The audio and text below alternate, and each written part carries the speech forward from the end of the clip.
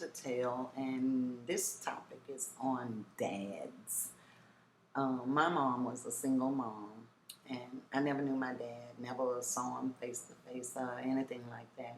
But it was kind of weird once I started going to school. My mom always called me Shirley, but when I went to school, someone else called me Renee, namely my first grade teacher. And I'm like, who in the world is Renee? So I'm thinking, maybe my dad named me Renee, but my mom wanted to call me Shirley because maybe she had something against my dad. I don't know. Never met the person.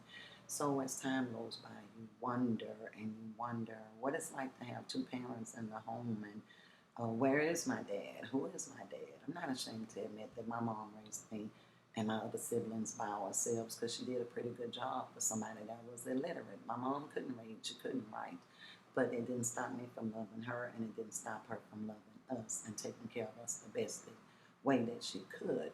But I'm always curious about who's my dad? Did I have any other brothers and sisters? Did I have another grandmother on his side? At my age now, I guess that's something that I would never know. But because we don't have two dads in the home does not mean that we're not good parents. And people like to look down on us because of that. Well, I was married to my kid's dad, and all he did was show them everything wrong that he could do against me instead of being the father and the man of the household as I thought and expected of this person that was my husband. So when I finally had to get out on my own, I realized it wasn't about the parents. It's about who you are on the inside. And sometimes we women always say we got to be both parents because when we're mothers, we're the dad, we're the teachers, we're the nurses, we're the chauffeurs, we're the everything, the cook, the maid. It's all boiled into one. So as far as being a single mom, it's a good thing to me because I was able to make the choices and decisions on my kids myself. And I'm always curious about their dad. But if the dad is not being a good representative in the home, what good is it does to have that dad around? So I can't speak for everybody else because I don't know my dad. But I'm speaking for what I know me as well as my children went through with their dad. And that was not a good example. I'm sure we have beautiful, good dads out there somewhere, beautiful, good moms out there somewhere. But we do the best that we can as single parents. And thank God my kids have done very well. They're smart, they're in school, they're going to college, got good jobs, taking care of their own families. So don't think because single moms is by themselves, we can't be good representatives for our children. And that goes for dads who are taking care of their kids without the mom being around. I can't explain on either behalf. I'm only speaking from my own experience. I do wish at times that I knew who my dad was, but that's a chance and opportunity that probably would never come around, and maybe it was not meant for me to know that person. I'm not sure if my mom was probably mad with him and she moved me away, or either they didn't get along and he moved away.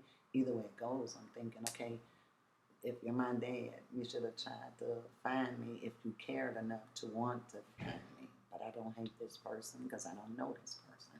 When I finally got away from my kid's dad, I finally had to tell them, regardless of what he did against me and really against them, I try to teach them don't hate their dad. We hate what you did, but not the person themselves.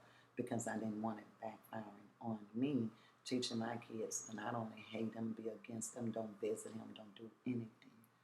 I leave that choice up to them.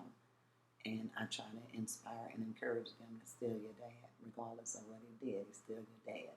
Of course, we have a right to reject and not receive. But I'm not going to teach my children to hate anybody, even if it's their dad and he done some things to me that was really not right.